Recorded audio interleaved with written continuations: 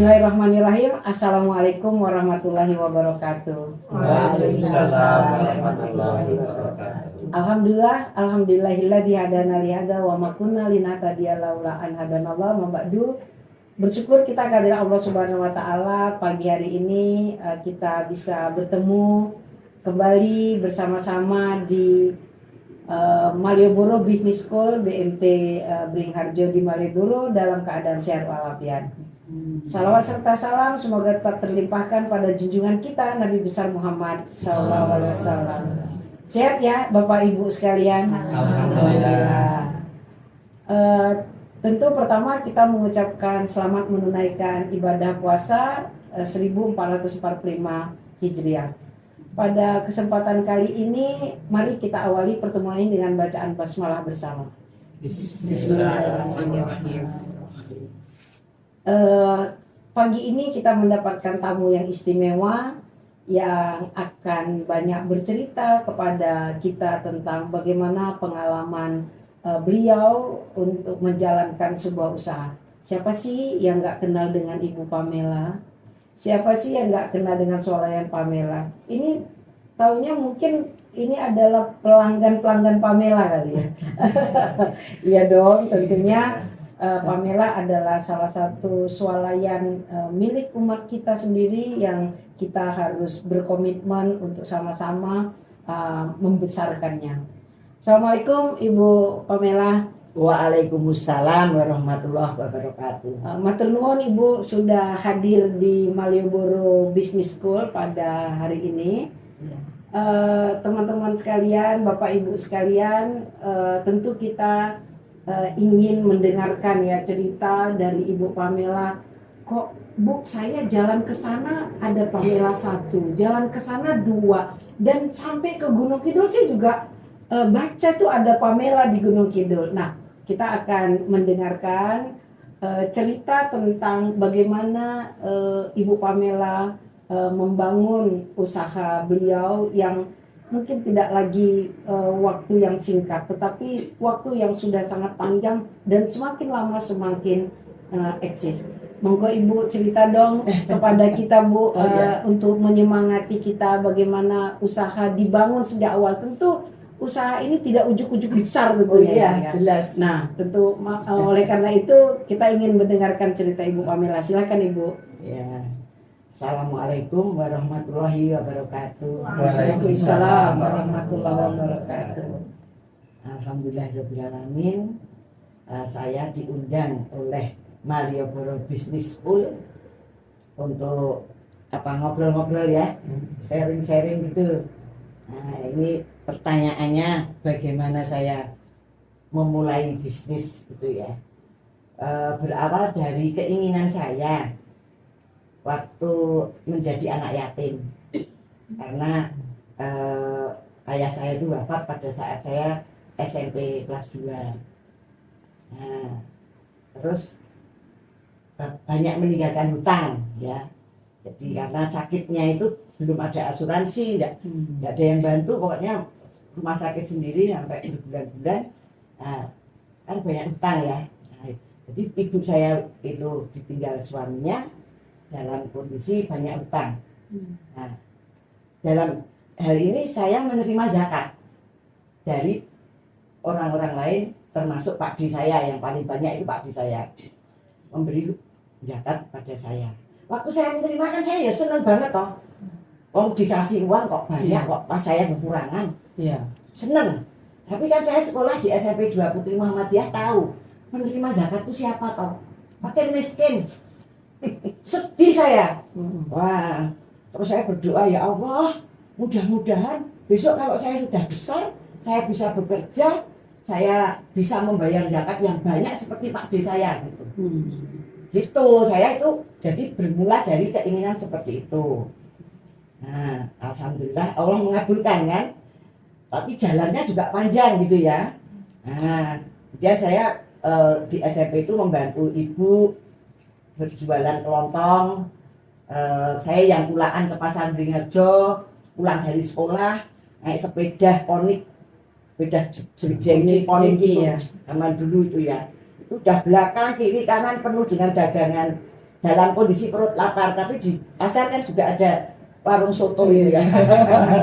Sotonya enak banget itu, sama soto apa itu langganan saya. Jadi makan di pasar, kemudian pulaan, sore baru sampai ke rumah.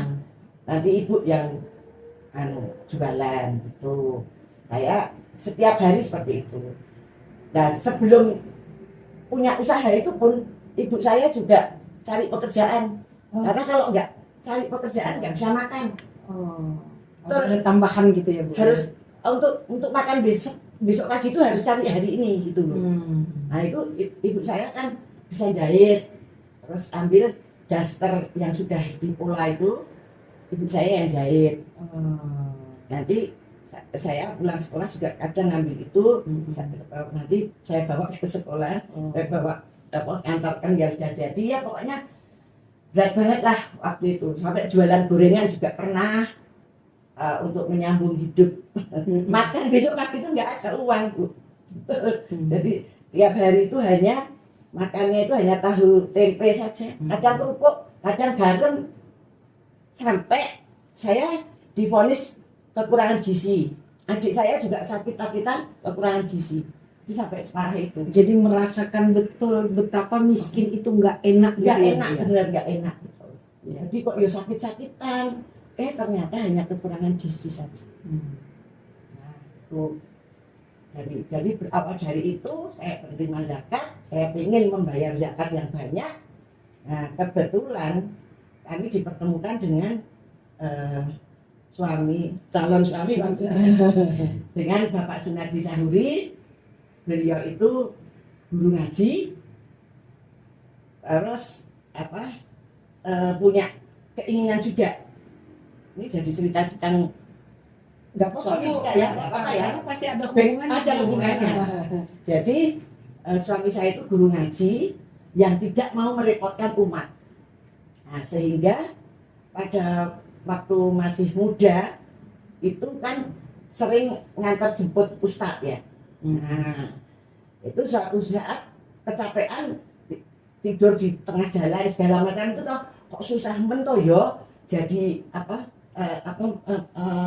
kalau harus jemput ustadz kembalikan, padahal rumahnya 20 kilo dari sini di Sedayu sana. Terus berdoa juga agar situ, ya Allah mudah-mudahan besok kalau saya jadi ustadz saya tidak akan merepotkan umat. Nah itulah ketemu dengan saya, ya saya pengen membayar zakat yang banyak, sehingga suami saya kalau mau tercapai apa yang diinginkan, tidak merepotkan umat, kan harus rezekinya banyak. Iya. Harus punya Mobil. penghasilan, Iya. punya penghasilan sendiri kan. Penghasilan sendiri. Terus waktu mau menikah saya ditanya gimana kita menikah, tapi saya mau keinginan saya seperti ini. Jadi kita harus kaya, kita harus bekerja bersama-sama. Nah, itu. Sehingga jadilah kita menikah, kemudian orang tua menyambut baik. Jadi orang kedua belah pihak. Jadi ibu saya, karena bapak saya sudah wafat, ibu saya mendukung, mertua saya juga mendukung. Tuh ya. Terus mertua ibu saya menyediakan tanah di rumah Jalan Kusmanegara itu 380 meter. Terus yang bangun warungnya itu mertua saya. Wah, kerja sama yang luar Ya, biasa ini Bu. Kerja sama benar dia. Jadi pengen mengentaskan anaknya itu tadi. Iya. Yang punya cita-cita tinggi. Iya. Tinggi. Lah bisa bayar zakat itu kalau nggak kaya kan nggak bisa bayar zakat. Dia tahu, jadi bukan kok pengen jadi orang kaya, tapi pengen bisa bayar zakat. Iya. Karena manfaatnya banyak sekali. Baik. Saya yang merasakan soalnya ya. Ya, terus sudah jadi warungnya hanya 5 meter kali 5 meter. Terus saya menikah tanggal 5 Juli 75, buka warung tanggal 14 September 75. Jadi 3 bulan setelah menikah. Ya, terus modal. Nah, ini soal modal saya pinjam ke ibu. Ibu saya kebetulan toko Flora ya, ibu saya kan buka toko Flora itu. Toko Flora sudah mulai jalan baik, sudah punya uang. Bu, saya pinjam ya 175.000. Nah, terus saya tambahi dengan kado sumbangan dari pernikahan itu kan saudara-saudara nyumbang uang itu ya, tak kumpulin 75. Jadi modal saya awal 250.000 rupiah. Pada saat itu harga emas 2.500. Jadi sekitar 100 gram emas. 100 gram emas itu sama dengan kalau sekarang berapa ya? Perhiasan loh, bukan lantaan ya. Jadi perhiasan mungkin 800-an Pak ya. 700 ya kira-kira ya itulah. Kalau ya betul. Terus karena saya pinjam, saya ya tetap mengembalikan selama 2 tahun. Jadi tidak hanya hibah Bu ya, tapi pinjaman. Ya, saya bilangnya pinjam, bukan minta gitu ya. Minta. Iya, pinjam, saya kembalikan. Kalau nyicil itu saya bulatkan 25.000, biar 7 kali, tapi selama 2 tahun. Nah, kemudian warung itu hanya menjual sedikit banget lah barang dagangannya, karena ya modalnya sedikit. Nggak bisa tuh nggak bisa banyak dagangan. Dan pada saat itu kan jualan layangan, layang-layang itu loh, kan masih banyak anak-anak ini lapangan sawah, bekas sawah masih banyak ya. Kemudian pancing, kan masih sungainya juga masih banyak ikan, beda dengan sekarang ya. Gitu. Dan terus pas tahun ajaran baru saya jualan buku bekas. Dulu laku buku bekas, pulangan di shopping. Kaset bekas itu saya setel keras-keras ya, biar orang lewat nengok. Iya. Apa itu? Oh, warung kecil gitu. Terus setelah itu punya modal lagi, saya tambah fotokopi saya pajang di depan. Gitu. Nah, semua orang kan berdiri nunggu toh. Dan semuanya tokonya rame. Saya berpikiran kan gitu, pokoknya bagaimana orang itu melihat toko kita. Jadi apa saja caranya wis. Di belakang jualan kelontong ya, tapi di depan itu fotokopi. Orang banyak berdiri. Nah, setiap orang lewat itu kan biasanya ya, kalau orang mau makan di warung atau mau beli di toko itu kan mesti lihat rame apa sepi gitu. Nek kelihatan rame itu kan wah ini penasaran. Mesti enak nek makanan ya. Kalau toko mesti lengkap atau ya murah gitu ya. Image-nya kan gitu. Tapi nek sepi tiap lewat orang lewat sepi itu kan kurang gitu ya. Jadi bagaimana kita menghadirkan keramaian itu tadi, pasang fotokopi di depan, orang pada berdiri, rame itu kuning. Nah, terus pada mulai datang. Iya. Terus anak-anak, permainan anak-anak itu juga saya siapkan ya, yang disukai anak-anak waktu itu. Bagulot cecak gitu. Dulu belum ada. Permain paling yang dibungkus tuh Union. Belum banyak macamnya. Kita aja belum tahu lihat. Saya tahu ini mudah semua. Maksudnya apa yang disukai anak. Nah, terus anak kecil itulah itu juga sebagai marketing. Jadi anak kecil datang ke warung beli permen cecak ya cuma 5 kilo. 5 kilo nek duitnya. Nah, terus nanti akan cerita ke ibunya. Iya, cerita sama ibunya, Bu, ada toko baru, ada warung baru. Ayo Bu ke sana. Nah, ibunya jadi tahu. Jadi itu marketingnya lewat anak-anak. Ya, jadi banyak sekali lah cara bagaimana kita mendatangkan konsumen itu dari bermacam-macam cara. Ya kan sekarang beda ya. Iya. Sekarang medsos. Iya. Itu cara tradisional gitu ya. Nah, itu ceritanya. Jadi terus kita Pak Narji itu selalu mencatat penghasilan tiap hari. Jadi hari pertama, Mah, tak sediain kaleng kecil bekas SKM di lubang. Untuk apa ini? Ditabung. Nanti hasilnya berapa? Sebagian ditabung untuk korban. Di hari pertama dapat Rp3.035. Hmm. Pikir asumsi saya ya 10% lah keuntungan. Kan 30 ya. 300 ya. 300, 300-an. 30. Ya. Saya masukkan Rp50. Rp50 masuk tabungan. Nah, setelah korban, alhamdulillah bisa untuk beli 1 ekor kambing. Terus omset saya udah sampai 50-70 ribu. Suami saya ganti lagi kalian yang lebih besar. Di polisi haji coba. Iya, jadi ya kok ganti. Nggih mungkin tinggi haji. Suami saya itu kalau sama saya itu bosok. Saya juga bosok gitu. Nah, jadi saling menghormati soalnya. Nah, terus mungkin diisi gimana? Tapi ya pun seket. Tapi ya omsetnya sudah lebih besar ya tak tambahi jadi Rp500. Iya. Rp500 tiap hari saya masukkan. Setiap 2 bulan 3 bulan saya berikan cincin, saya berikan Mas, pokoknya emas perhiasan. Anting-anting itu sampai punya 10 saya. Modelnya agogo waktu itu. Bogor. Yang panjang itu loh. Saya dulu kan belum rapet, jadi masih kelihatan anting-antingnya. Nah, terus suami saya setiap saya pakai gonta-ganti perhiasan, ya namanya perempuan kan senangnya perhiasan. Itu selalu pesen, "Mah, ini besok kalau sudah cukup untuk haji dijual loh. Jangan eman-eman loh." Enggak ya, daripada di lemari gitu ya. Tak pakai gonta-ganti gitu ya. Itu ceritanya. Kemudian Dan itu konsisten, Bu, untuk menabung itu. iya, konsisten. Iya, betul. Nah, itu sulit sekarang. Sulit ya. Iya juga. Diambil. Iya.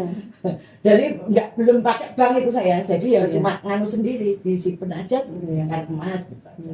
Kok ya alhamdulillah tahun 78 terjadi seperti Krismon kemarin ya, kalau ibu yang semua tahu ya, namanya kenop Bijak November. Emas itu dari 2.500 menjadi 6.500. Wis tinggi sekali. Iya, dagangan saya juga naik lipat-lipat. Saya tutup di waktu itu. Belum tahu harga baru toh, nanti diborong lah, modalnya habis untuk iya. pulaan nggak bisa. Saya tahu begitu saya tutup. Iya. Terus emas saya hitung, saya tanya harganya 6.500. Wah, cukup untuk haji. Tahun 79 saya berangkat haji berdua. Masya Allah. Alhamdulillah. Nah, itu toko saya tidak tutup. Iya. Ditutup sama mertua. Itu mertua. Mertua saya sabar. Mertua saya nabung terus ya. Tetap begitu. Nabung. Iya. Nah, itu mulai sudah punya pembantu, jadi pembantu 2 apa berapa gitu. Waktu itu jadi ada yang bantu mertua gitu. Nah, Menarik ya ceritanya ya. Jadi kalau kita lihat tidak ada yang tiba-tiba menjadi makan enak. Bu Pamela merasakan makan pakai garam dan pakai kerupuk. Dan sekarang susah banget ya kita menemuin begitu ya. Belum laku udah mau makan pakai ayam goreng ya kan. Nah, selain tadi tidak ada yang mudah, tetapi keinginan yang luar biasa ya, yang bisa kita catat ya Bapak Ibu sekalian. Yang menarik tadi itu strategi gitu loh. Jadi kalau dalam usaha itu kita harus membaca lingkungan, membaca situasi dan kondisi anak-anak. Ini luas sekali lapangan, berarti anak-anak suka layangan nih, jual layangan. Nah, ini menurut saya itu dulu. Tetapi ini tidak terlepas dari sekarang. Sekarang juga kita harus tahu juga, oh sekarang orang belinya pakai sosial media. Ya kalau begitu jualan gorengannya dan jualan apa saja ya juga harus pakai sosial media. Itu karena kondisi gitu ya. Dan yang paling menarik dari Ibu tadi, setelah kita harus hidup dengan prihatin gitu ya. Kemudian juga pakai strategi. Yang ketiga ini luar biasa menurut saya. Tetap bagaimana ingin ibadah gitu ya. Nah kalau begitu kita bertanya ulang, Bu. Apa waktu itu motivasi kenapa mengambil bisnis seperti kayak Pamela, Bu? Ya, yang pertama karena saya sudah pengalaman membantu ibu saya di Kelontong. Kelontong. Oke. Nah, ya, kemudian kelontong itu kebutuhan sehari-hari yang pasti Butuhkan dibutuhkan semua orang. Oke. dan tidak akan hilang ya. Iya. Bukan musiman gitu loh. Iya. Selalu mesti hidup lah. Iya. Selama manusia masih lahir. Iya. Itu masih akan panjang gitu. Iya. Nah, kemudian perputaran uang. Perputaran uangnya itu cepat. Karena pagi pulaan, beras, minyak, gula, sore kan sudah jadi uang. Walaupun untungnya tipis, Iya. tapi turnover ya, Iya, perputarannya itu cepat. Jadi modal ini jadi uang, pulaan lagi, sedikit-sedikit, tapi itu yang saya inginkan seperti itu. Kemudian juga perkembangan di bisnis retail itu sangat cepat dan inovasinya itu selalu ada saja. Dari produk-produknya semakin banyak. Misalnya dulu sabunnya itu sabun batangan, sabun cuci batangan. Iya. Kemudian jadi colek. Kemudian jadi deterjen. Sekarang cair. Terus yang terbaru ini itu seperti serum itu loh, seperti kapsul gini. Iya, sekarang itu ini bisa untuk satu mesin cuci. Saya belum tahu itu baru itu terbaru ya. Iya, jadi itulah bisnis retail itu sepertinya tidak akan jenuh karena berinovasi terus. Nah itu kenapa saya memilih retail itu. Karena pasti dibutuhkan dan sangat inovatif produk-produknya. Nah sekarang Pamela apa bisnis itu saja atau sudah mulai berkembang Ibu? Ya saya sejak tahun 2000 ya kalau nggak salah itu saya buat SPBU. Niat saya kan bisa membayar zakat itu puas banget itu, seneng banget. Apalagi waktu awal-awal pertama kali saya bayar zakat, saya antarkan sendiri kan belum banyak lembaga-lembaga zakat ya Bu.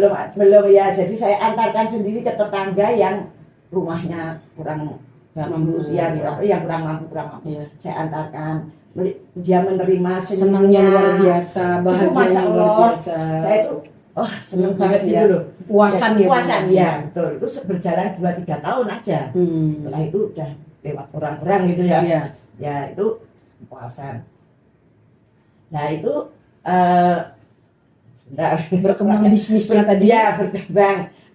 Semakin berkembang semakin banyak zakatnya.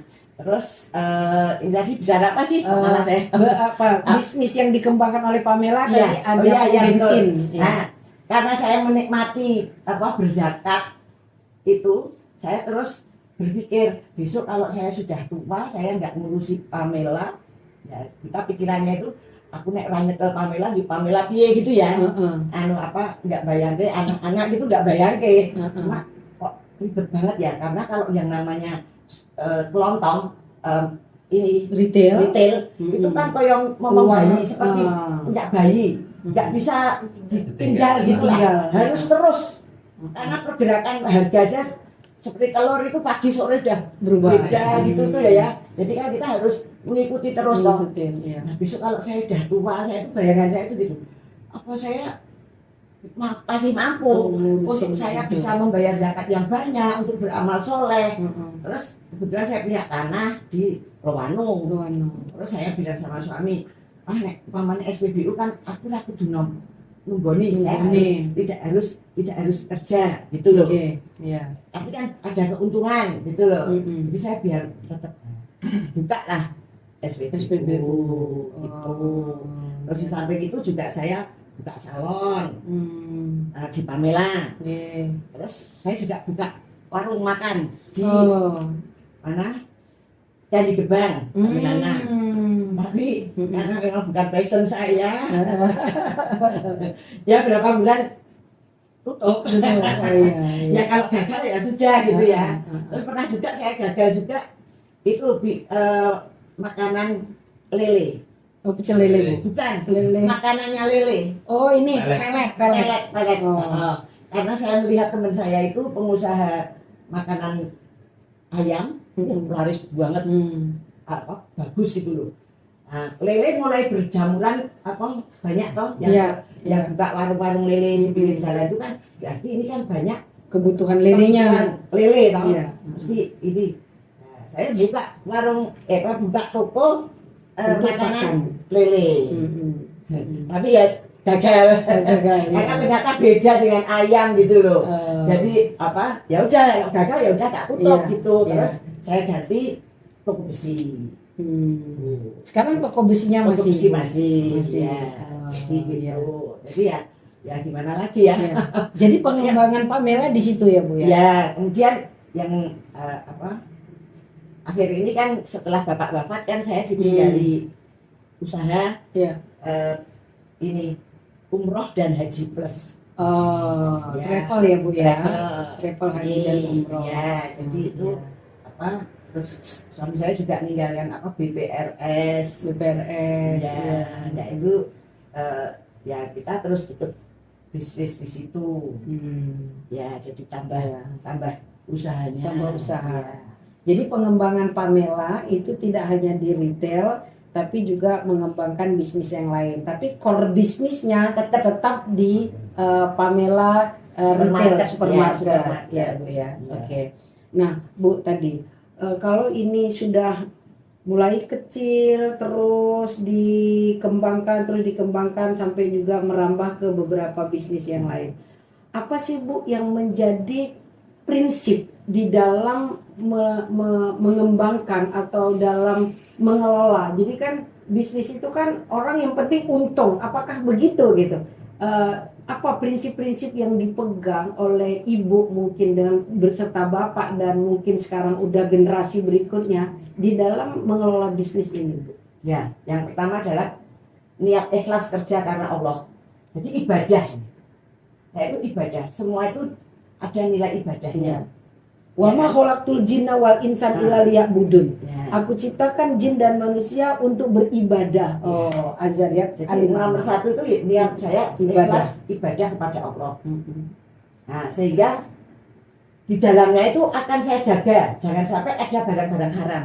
Oke. Itu penting sekali. Iya. Jadi misalnya saya utang bank, Riba, atau saya titip uang di bank konven, konven. riba, saya nggak mau. Dari dulu Bu, itu Dari dulu saya mulai masuk ke bank itu saya ya setelah muamalat datang.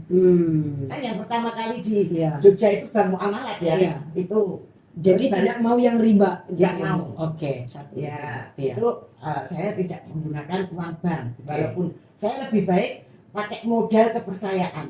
Jadi karena saya itu bisa dipercaya oleh supplier pedagang pasar Beringharjo itu loh. Iya. Itu kan saya kalau pulang ke sana Oh, Beringharjo dulu ya. itu belum ada ini apa namanya supplier yang datang datang. toko-toko. Iya. Tapi kita harus ke pasar Beringharjo. Nah waktu itu kan saya ngambil berkali-kali ngambil gitu cash terus ya kontan. Terus sama tokonya itu dibilangi, Mbak pakai tempo 1 minggu. Jadi Mbak seminggu sekali aja belanja ditambahi gitu loh. Lebih banyak gitu ya. Seminggu bayar yang kemarin gitu. Oh iya, saya ambil seminggu sekali jadi agak banyak gitu toh. Lancar. Terus dikasih dia bilang ke teman-temannya pedagang yang lain, itu loh Pamela ini bisa dipercaya. Kalau dibilangin bayarnya seminggu ya seminggu tenang. Oke. Terus akhirnya banyak yang nawarkan, silakan ambil barang saya Bu. jadi tadinya kelontong pecah belah, pakaian, ya ambil tempat saya nanti tempo seminggu ya. Nah ternyata laris semua. Jadi kepercayaan itu bagian dari modal ya Bu. Itu modal. Modal, oke. Modal yang sangat berharga dan tidak ada bunga. Ya. Ya kalau memang kita itu kok dilalah kok isih barangnya masih, terus kita belum bisa bayar ya saya terus terang. Ini loh barangmu masih. Saya terus terang ini belum bisa bayar. Ya. Jadi terus terang. Jadi kuncinya komunikasi. Komunikasi. Jangan kok terus hilang aja. Iya. Ya gitu itu ternyata sampai sekarang seperti itu ya. Sampai sekarang itu supplier saya itu memberikan kemudahan. Apa-apa ya karena tertib. Ya. Jadi tadi prinsipnya itu tidak barang yang haram. Iya. Kemudian apa lagi Bu? Ya tidak prinsipnya? jual barang yang haram. Ya. Ya, jadi sampai rokok. Dulu awalnya saya jual rokok. Tapi ternyata rokok itu haram. Kalau Ya. dulu saya nggak tahunya makruh. Tapi saya udah bilang itu haram rumah.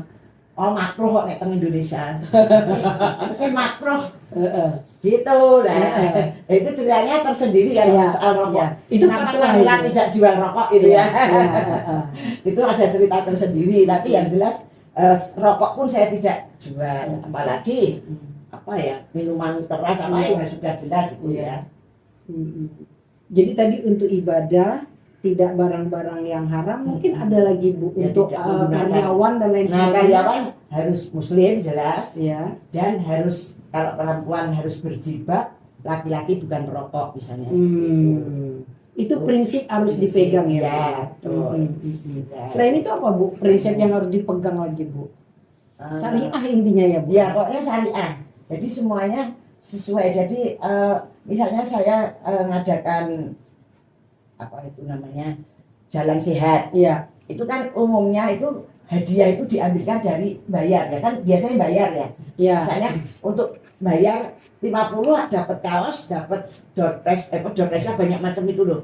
Itu kalau dari IO kan bilangnya ngambil dari 50 tadi. Biaya ikut Biaya. serta. Biaya ikut serta yang kaos pamannya 20.000. Iya. Terus yang 10.000 mungkin snack, yang 20.000 20.000 untuk hadiah. untuk beli doorpress. hadiah. Doorpress-nya itu Oh. ternyata itu seperti itu umumnya itu. Umumnya. Kalau Ya. Ibu, Saya nggak mau, pokoknya hadiah ya bener-bener saya dari sponsor. Jadi dari sponsor atau ya dari Pamela jadi sendiri. biaya itu kembali ke Utuh. peserta. Jadi kalau bayar 30.000 ya dapat Iya. snack, dapat kaos itu ya utuh. Ya kira-kira kembali lagi 50 itu. Ya itu kan judi jadinya. Ya seperti ada unsur judi. Kalau tadi kita ambil. Kalau misalnya 50.000 tadi loh, Iya. yang dikembalikan kan hanya 30. Iya. Kalau beruntung baru dapat Iya. hadiah. Iya. Nah, hadiahnya tadi diambilkan dari urunan 20.000 tadi kali berapa? Itu spekulasi, itu Ya. judi. Iya, Dan itu kan Ibu Pak tidak Najib- mau. Itu Pak Najib bilang Nggak boleh. boleh. Oke. Tapi kalau cuma hadiah diundi itu boleh. Boleh. Tapi hadiahnya kan murni dari Pamela Dari atau Pamela. dari sponsor. Dari sponsor. Itu boleh karena Ah. nggak mungkin kan dibagikan semua konsumen. Iya. Harus dipilih. Iya. Ya yang kecil-kecil gitu Iya. diperhatikan. Diperhatikan. Iya. Nah, jadi prinsip ya ibu-ibu, bapak ya, prinsip itu penting banget sehingga Allah selalu ridho dan gampang berkembang gitu. Tapi Bu dalam perkembangan, sekarang sudah berapa tahun ya Bu Pamela? Nah ini hampir 50 ya. Masya Allah. Iya. Ya kalau sekarang sih baru 49. Heeh. Nanti September nanti ulang tahun yang ke-49. 49. Nah, nanti tahun 2025 itu yang Iya. ke-50. Nah, kalau BMT Beringharjo tahun 2024 ini 30 tahun ya Iya, kan masih kalah sedikit. jauh 20 tahun. Nah, Bu tentu dalam bisnis tadi tentu tidak semua mulus. Kalau awalnya kita udah tahu ya, tetapi dalam perkembangannya ada masalah nggak? Atau ketika ada masalah apa yang harus dilakukan, Bu?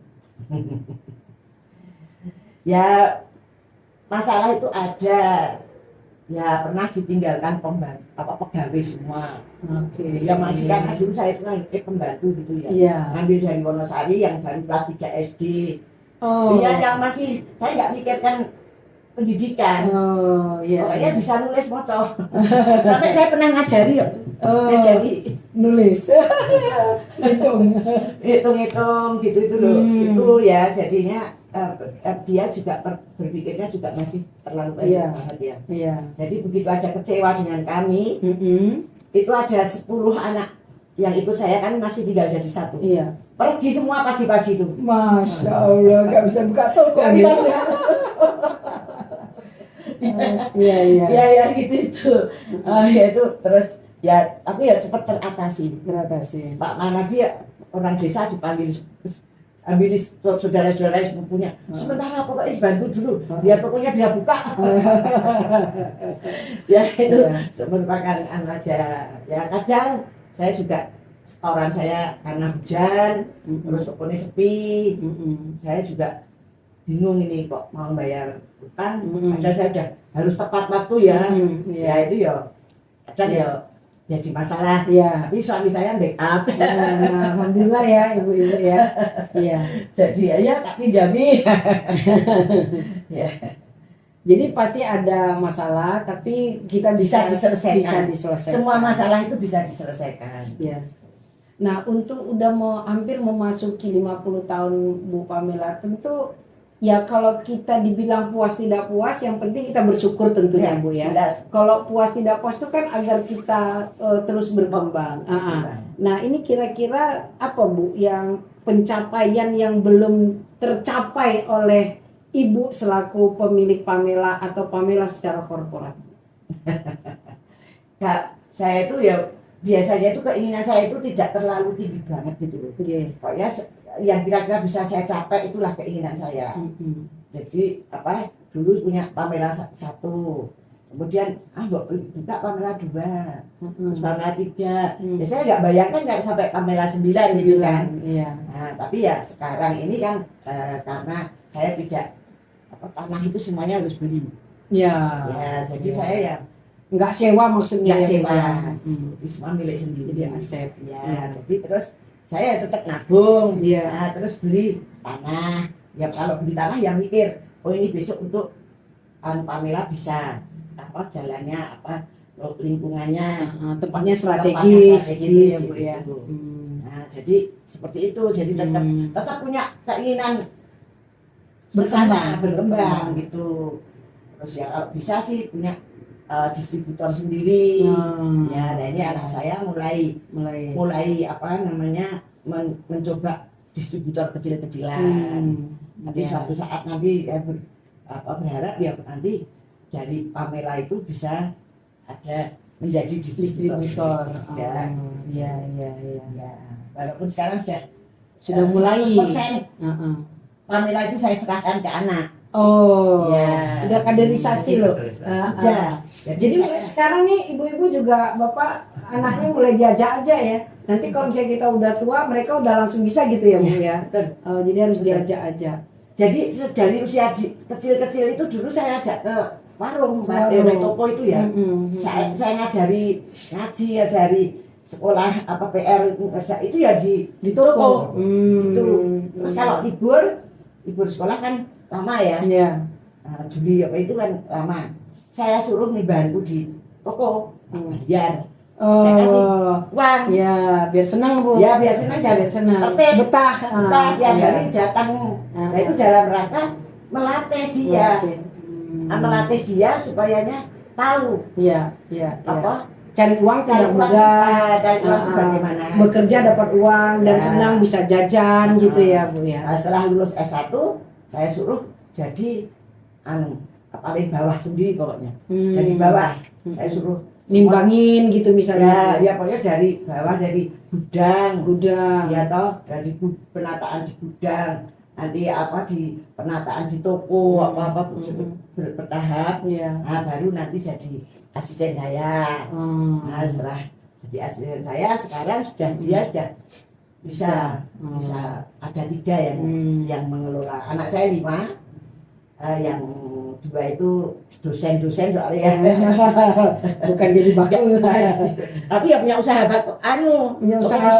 Punya usaha ya. Karena anak-anak saya itu setelah menikah saya beri modal untuk buka usaha. Buka usaha apa? Nah, itu saya kasih modal biar anak itu, karena saya dulu juga dikasih modal sama mertua.